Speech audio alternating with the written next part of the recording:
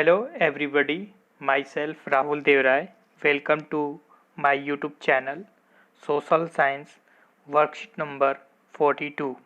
Today's topic Lifelines of National Economy. राष्ट्रीय अर्थव्यवस्था की जीवन रेखाएं। राष्ट्रीय अर्थव्यवस्था की जीवन रेखाएं के अंतर्गत आज के वर्कशीट में हम लोग भारत में संचार और व्यापार के बारे में अध्ययन करेंगे कि किस प्रकार संचार और व्यापार भारत की अर्थव्यवस्था में महत्वपूर्ण योगदान देता है और व्यापार राष्ट्रीय अर्थव्यवस्था के विकास में किस प्रकार योगदान देता है। आज के वर्कशीट में हम इसका अध्ययन करेंगे। पिछली वर्कशीट में हम लोगों ने सड़क परिवहन, रेल परिवहन, पाइपलाइन, जल परिवहन और वायु परिवहन के बारे में अध्ययन किया था। किसी भी राष्ट्रीय अर्थव्यवस्था के विकास में संचार और व्यापार का महत्वपूर्ण योगदान होता है। उसी योगदान के अंतर्गत संचार को इस वर्कशीट में दो भागों में बांटा गया है। पहला निजी संचार, दूसरा जनसंचार। निजी संचार को हम दो भागों में बांट सकते हैं। पहला है भारतीय डाक नेटवर्क और दूसरा है भारतीय दूरसंचार नेटवर्क यानी कम्युनिकेशन। फर्स्ट है निजी संचार, सेकंड है जनसंचार यानी personal communication and mass communication. निजी संचार के अंतर्गत हम लोग देखते हैं इसमें भी दो कैटेगरी दिया गया है, भारतीय डाक नेटवर्क और दूसरा जो है भारतीय दूरसंचार नेटवर्क। तो डाक नेटवर्क के अंतर्गत हमारा भारतीय डाक विभाग आ जाएगा और भारतीय दूरसंचार नेटवर्क के अंतर्गत भारत में जो सबसे बड़ी कंपनी है टेलीकम्युनिकेशन की BSNL को हम लोग ले लेंगे उदाहरण के रूप में। मास कम्युनिकेशन के अंतर्गत यानी जनसंचार के अंतर्गत इलेक्ट्रॉनिक मीडिया और प्रिंट मीडिया को हम लोग शामिल करते हैं। इलेक्ट्रॉनिक मीडिया के अंतर्गत हम लोग देखते हैं कि ऑल इंडिया रेडियो और दूरदर्शन की महत्वपूर्ण भूमिका होती है। इसके अलावा फीचर फिल्मों को भी इसमें हम शामिल करते हैं। उसके अलावा जो भारत में फीचर फिल्मों का निर्माण होता है और भारतीय और विदेशी दोनों फिल्मों को जो प्रमाणित करने का अधिकार होता है वो central board of film certification के पास होता है जो फिल्मों का प्रमाणन करती है। तो इस प्रकार से हम कह सकते हैं कि संचार को हम लोगों ने दो भागों में बांट दिया, निजी संचार और दूसरा जनसंचार। भारतीय डाक नेटवर्क दुनिया में सबसे बड़ा है, यानी पूरे वर्ल्ड में सबसे बड़ा अगर देखा जाए तो भारतीय डाक नेटवर्क है। यह दोनों पार्सल और साथ ही लिखित संचार को संभालता है, यानी पार्सल और मतलब जो भी हम वस्तुओं को एक स्थान से दूसरे स्थान भेजते हैं पार्सल के रूप में उसको भी देखता है और लिखित संचार यानी पत्र संप्रेषण में भी ये योगदान देता है। इसके अलावा कार्ड और लिफाफे को प्रथम श्रेणी का मेल माना जाता है, यानी कार्ड और लिफाफे जो है प्रथम श्रेणी में आते हैं। द्वितीय श्रेणी के मेल में किताबें, पैकेट, पंजीकृत आवधिक और समाचार पत्र शामिल होते हैं। यानी दूसरी जो कैटेगरी होती है, दूसरी जो श्रेणी होती है उसमें किताबें, पैकेट, पंजीकृत आवधिक, स्पीड पोस्ट जिसे बोलते हैं, समाचार पत्र शामिल होते हैं। मेल की त्वरित डिलीवरी की सुविधा के लिए 6 mail channel, Rajdhani channel, metro, green, business, bulk mail और पीरियोडिकल चैनल स्थापित किए गए हैं। यानी भारतीय डाक द्वारा मेल को तुरंत पहुंचाने के लिए 6 चैनल स्थापित किए गए हैं। इसके बाद हम लोग देखते हैं कि भारतीय दूरसंचार नेटवर्क। भारतीय दूरसंचार नेटवर्क यानी जो भारत में टेलीफोनिक सेवाएं प्रदान करता है, एसटीडी द्वारा पहले से ही 2/3 से अधिक गांवों को कवर किया गया है। देश के प्रत्येक गांव में 24 घंटे एसटीडी सुविधा का विस्तार करने का विशेष प्रावधान किया गया है। पूरे भारत में एसटीडी सुविधा की दर समान सुनिश्चित की गई है।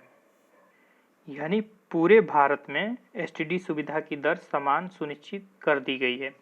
एसटीडी का यहाँ पे फुल फॉर्म होगा सब्सक्राइबर ट्रंक डायलिंग, और एसटीडी से यहाँ पे तात्पर्य हम लोग टेलीफोनिक फैसिलिटीज़ को लेंगे, टेलीफोन सुविधाओं को लेंगे जो भारत सरकार द्वारा भारत के गाँव तक पहुँचाया जा रहा है।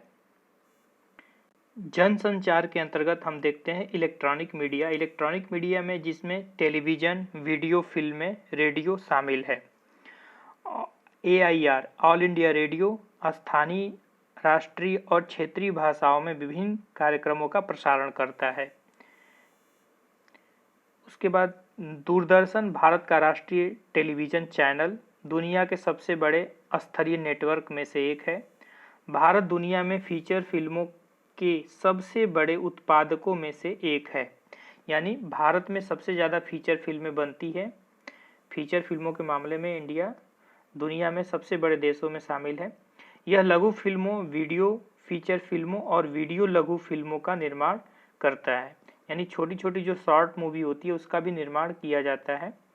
और मैंने पहले भी बता दिया है कि central board of film certification जो भारत और भारतीय और विदेशी दोनों जो प्रकार की फिल्में होती हैं उनको प्रमाण पत्र देने का काम करता है, सर्टिफाई करने का काम करता है। उसके बाद जनसंचार माध्यम के अंतर्गत दूसरा जो है प्रिंट मीडिया। प्रिंट मीडिया यानी जो छपाई से संबंधित है, जिसमें समाचार पत्र, पत्रिकाएं, किताबें शामिल हैं। समाचार पत्र 100 से अधिक भाषाओं और बोलियों में प्रकाशित होते हैं। प्रकाशित होने वाले समाचार पत्रों में सबसे बड़ी संख्या अंग्रेजी और उर्दू के बाद हिंदी में है। इसके बाद जो हमारा अगला वर्कशीट का टॉपिक है वो है व्यापार, ट्रेड। लोगों, राज्यों और देशों के बीच माल के आदान प्रदान को व्यापार के रूप में जाना जाता है। इस तरह के आदान प्रदान बाजारों में होते हैं। यानी वस्तुओं के आदान प्रदान को हम व्यापार कहते हैं, जो लोगों, राज्यों और देशों के बीच होता है।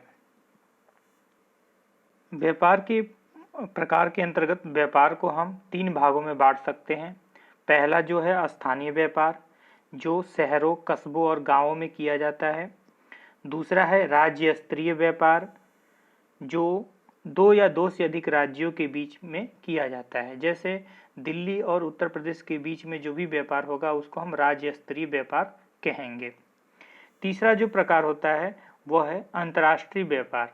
अंतर्राष्ट्रीय व्यापार 2 या 2 से अधिक देशों के बीच किया जाता है। किसी देश के अंतर्राष्ट्रीय व्यापार की उन्नति उसकी आर्थिक समृद्धि का एक सूचकांक है और इसीलिए इसे देश का आर्थिक बैरोमीटर कहा जाता है। यानी अंतर्राष्ट्रीय व्यापार को देश का आर्थिक बैरोमीटर कहा जाता है। व्यापार के घटक, व्यापार में जो घटक होते हैं मुख्यतः 2 होते हैं, आयात और निर्यात। निर्यात यानी एक्सपोर्ट, यानी भारत से हम कोई भी वस्तु अगर किसी दूसरे देश में बेचने के लिए भेजेंगे, व्यापार करेंगे, तो उसे हम निर्यात कहते हैं। आयात यानी इंपोर्ट, यानी भारत अगर किसी दूसरे देश से किसी वस्तु को अपने देश में मंगाता है तो उसे हम आयात कहते हैं। यानी आने वाली वस्तुओं को हम आयात कहेंगे और बेचने वाली वस्तुओं को हम निर्यात कहेंगे। तो इस वर्कशीट में कुछ उदाहरण दिए गए हैं निर्यात के। निर्यात में जवाहरात यानी सोने चांदी के जो वस्तुएं, ज्वेलरीज वगैरह होती हैं उनकी, रसायन और संबंधित उत्पाद, कृषि संबंधित उत्पाद, यानी हम इसका निर्यात कर रहे हैं। आयात में पेट्रोलियम, कच्चा और उत्पाद, रत्न और जवाहरात, रसायन और संबंधित उत्पाद, उसके बाद धातुएं जो होती हैं उसका हम आयात कर रहे हैं। इलेक्ट्रॉनिक आइटम्स, मशीनरी, कृषि से संबंधित उत्पाद का हम आयात कर रहे हैं। तो यहाँ पे व्यापार के जो घटक दिए गए हैं, व्यापार के अंतर्गत ही अगला जो पॉइंट है वो है व्यापार संतुलन। व्यापार का संतुलन किसी देश का व्यापार का संतुलन उसके निर्यात और आयात के बीच का अंतर होता है। और व्यापार संतुलन को और समझने के लिए प्रत्येक देश कुछ वस्तुओं का आयात करता है और कुछ अन्य वस्तुओं का निर्यात करता है। यानी कोई न कोई जो वस्तु होती है किसी देश से बेची जाती है, कोई न कोई वस्तु उस देश में मंगाई जाती है। तो आयात तथा निर्यात के बीच मूल्यों में अंतर को व्यापार संतुलन कहते हैं। विभिन्न देशों के बीच इस प्रकार के पारस्परिक लेन देन के शेष को भुगतान शेष अथवा बैलेंस ऑफ पेमेंट कहते हैं। व्यापार संतुलन भी दो प्रकार के होते हैं, एक अनुकूल संतुलन होता है, दूसरा होता है प्रतिकूल संतुलन। अनुकूल संतुलन के अंतर्गत हम देखेंगे कि जब निर्यात का मूल्य आयात के मूल्य से ज़्यादा होता है, यानी किसी भी कंट्री में मोर एक्सपोर्ट होता हो और फ्यूअर इंपोर्ट होता हो तो वो फेवरेबल होगा, यानी अनुकूल संतुलन में होगा। निर्यात यानी ज़्यादा होगा, आयात कम होगा। संतुलन प्रतिकूल संतुलन का मतलब ये है अनफेवरेबल बैलेंस ऑफ ट्रेड, यानी जब आप क्या करते हो कि आयात ज़्यादा करते हो, निर्यात कम करते हो, तो किसी भी देश पर जब आमदनी कम हो और खर्च ज़्यादा होगा तो वहाँ पे प्रतिकूल संतुलन होगा ही होगा। व्यापार में प्रतिकूल संतुलन होगा, तो इसे ही हम प्रतिकूल संतुलन कहते हैं। अगर में देख सकते हैं कि एक तरफ ये जो अनफेवरेबल बैलेंस ऑफ ट्रेड है जिसमें से कम एक्सपोर्ट हो रहा है और ज़्यादा से ज़्यादा इंपोर्ट हो रहा है, इसलिए इस देश का व्यापार है वो प्रतिकूल संतुलन में है। इस प्रकार हम व्यापार संतुलन को इस चित्र के माध्यम से हम समझ सकते हैं इंपोर्ट एक्सपोर्ट से। इसके बाद नेक्स्ट पॉइंट है भारत अंतर्राष्ट्रीय स्तर पर एक सॉफ्टवेयर दिग्गज के रूप में उभरा है और सूचना के निर्यात के माध्यम से विदेशी मुद्रा अर्जित कर रहा है। यानी कहने का मतलब ये है कि भारत में कई सॉफ्टवेयर पार्क स्टेबल हो रहे हैं जिससे भारत के इनकम में, भारत के राष्ट्रीय आय में वृद्धि हो रही है। उनमें से दो उदाहरण आपको सामने मैंने दिया है, इस फिगर में देखिए ध्यान से। एक तो है सॉफ्टवेयर जो पार्क है बेंगलुरु का, सॉफ्टवेयर पार्क है पुणे में। पहला सॉफ्टवेयर पार्क बेंगलुरु में, दूसरा सॉफ्टवेयर पार्क पुणे में। बच्चों ध्यान देना, कभी कभी बोर्ड एग्जाम में मैप में भरने के लिए सॉफ्टवेयर पार्क आता है, तो इन दोनों स्थानों का नाम याद रखना, एक नंबर में भी एक क्वेश्चन पूछ सकता है। सॉफ्टवेयर पार्कों से क्या हो रहा है कि विदेशी मुद्रा ज़्यादा से ज़्यादा अर्जित हो रही है, जिससे हमारे भारतीय अर्थव्यवस्था में भी तेजी से प्रगति हो रहा है, राष्ट्रीय आय में वृद्धि हो रही है। शीट का अगला टॉपिक है भारत में पर्यटन। भारत में पर्यटन पिछले 3 दशकों में काफ़ी बढ़ा है। लाखों लोग पर्यटन उद्योग में लगे हुए हैं। जब पर्यटन में लाखों लोग लगे हैं तो कहीं न कहीं पर्यटन में जब लाखों लोग लगे हैं तो लाखों लोगों को रोजगार की प्राप्ति भी होगी। पर्यटन राष्ट्रीय एकता को प्रोत्साहित भी करता है और सबसे बड़ी बात है कि स्थानीय हस्तकला तथा सांस्कृतिक उद्यमों को बढ़ावा मिलता है। यानी विदेश से कोई भी व्यक्ति अगर हमारे स्थानीय क्षेत्रों में जाएगा तो वहाँ की हस्तकला और सांस्कृतिक चीज़ों को देखेगा और उसको प्रोत्साहन मिलेगा। इसके साथ साथ सांस्कृतिक विरासत की समझ भी विकसित करने में सहायक होता है पर्यटन। पर्यटन उद्योग विकास का एक उज्जवल भविष्य है।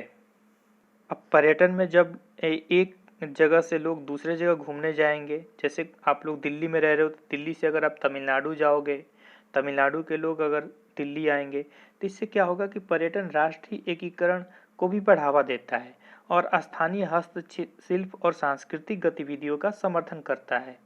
यह हमारी संस्कृति और विरासत के बारे में भी अंतर्राष्ट्रीय समझ के विकास को भी बढ़ावा देता है। अब क्या होता है कि विदेशी जो पर्यटक होते हैं वो भारत आते हैं।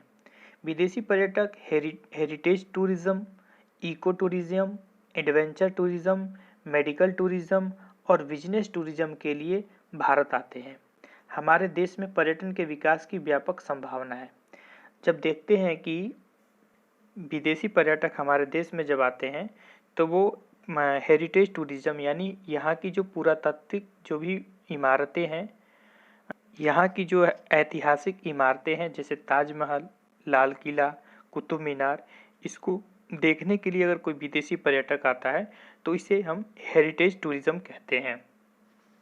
इको टूरिज्म में क्या होता है कि राष्ट्रीय पार्क, प्राणी उद्यान, चाय बागान, वन्यजीव अभ्यारण्य का भ्रमण करने के लिए विदेशी पर्यटक आते हैं और देश के पर्यावरण को संरक्षित रखते हुए प्राकृतिक सुंदरता को बरकरार रखा है, इसे देखने के लिए विदेशी पर्यटक आते हैं।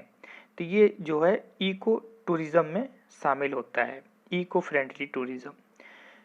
एडवेंचर टूरिज्म में होता है, एडवेंचर टूरिज्म में पर्वतों पर ट्रैकिंग, जंगलों में घूमने के लिए, जो घने जंगल है उनमें घूमने के लिए, जैसे आप एग्जाम्पल के रूप में देख सकते हैं नॉर्थ ईस्ट में अरुणाचल प्रदेश, मेघालय, या नॉर्थ इंडिया में देख लो हिमाचल प्रदेश में, उत्तराखंड में, लद्दाख में जो विदेशी पर्यटक आते हैं घूमने के लिए, पर्वतीय क्षेत्रों में आते हैं, तो इनको हम एडवेंचर टूरिज्म में रखा गया है। मेडिकल टूरिज्म में क्या होता है कि जब विदेशों से पर्यटक के रूप में विदेशी नागरिक आते हैं हमारे देश में, क्योंकि विकसित देशों में कहीं कहीं मेडिकल फैसिलिटी बहुत महंगी होती है, तो हमारे देश में वो मेडिकल फैसिलिटी सस्ती है, इसलिए वो मेडिकल टूरिज्म के लिए अप्लाई करके इंडिया में आते हैं। तो ये मेडिकल टूरिज्म हो गया। और दूसरा जो बिजनेस टूरिज्म, बिजनेस करने के लिए भी लोग आते हैं तो उसको हम बिजनेस टूरिज्म कहते हैं। कुछ लोग आते हैं स्टडी टूरिज्म पे भी आते हैं, अध्ययन करने के लिए हमारे देश में आते हैं। तो इस प्रकार हम कह सकते हैं कि विदेशी नागरिकों से हमारे देश में विदेशी मुद्रा की प्राप्ति होती है और हमारे देश में पर्यटन के विकास की व्यापक संभावनाएं भी है। इस सबसे आशाजनक आगामी उद्योग के लिए विभिन्न प्रकार के पर्यटन को बढ़ावा देने के प्रयास किए जा रहे हैं। यानी भारत सरकार द्वारा आने वाले भविष्य में कई प्रकार की ऐसी सुविधाएं दी जा रही हैं जिससे विदेशी नागरिक हमारे देश में पर्यटन के लिए आए, जिससे हमारे देश का राष्ट्रीय आय भी बढ़े। आइए आज के वर्कशीट के प्रश्नों को देखते हैं। पहला प्रश्न है, विभिन्न प्रकार के व्यापार कौन से हैं? उनमें से किसको देश का आर्थिक बैरोमीटर कहा जाता है और क्यों? तो पहले प्रश्न का उत्तर है, विभिन्न प्रकार के व्यापार होते हैं, उनमें पहला है स्थानीय व्यापार, दूसरा राज्य स्तरीय व्यापार, अंतर्राष्ट्रीय व्यापार, और अंतर्राष्ट्रीय व्यापार को देश का आर्थिक बैरोमीटर कहा जाता है क्योंकि विकसित अंतर्राष्ट्रीय व्यापार आर्थिक उन्नति का प्रतीक है। प्रश्न नंबर दूसरा है, देश एक्स निर्यात से अधिक आयात कर रहा है, इस स्थिति को क्या कहा जाएगा? इसका एक्स देश की अर्थव्यवस्था पर क्या प्रभाव पड़ेगा? उत्तर, जब आयात निर्यात से अधिक होता है तो उसे प्रतिकूल व्यापार संतुलन कहते हैं। इसका एक्स देश की अर्थव्यवस्था पर नकारात्मक प्रभाव पड़ेगा और आर्थिक विकास धीमी रहेगी। प्रश्न नंबर थर्ड है, प्रथम श्रेणी और द्वितीय श्रेणी के मेल में क्या अंतर है? अपने दैनिक जीवन में से उदाहरण दें जब आपने इनमें से प्रत्येक का उपयोग किया था। उनकी डिलीवरी कौन संभालता है? उत्तर है, कार्ड और लिफाफों को प्रथम श्रेणी तथा किताबें, पैकेट, पंजीकृत आवधिक और समाचार पत्र को द्वितीय श्रेणी के मेल कहते हैं।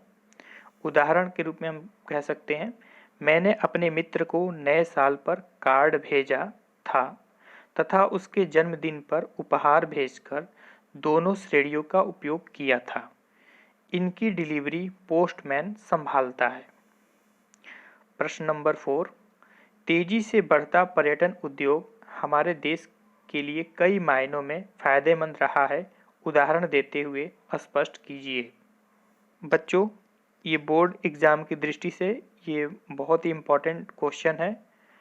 पर्यटन से रिलेटेड एक क्वेश्चन पूछ देता है।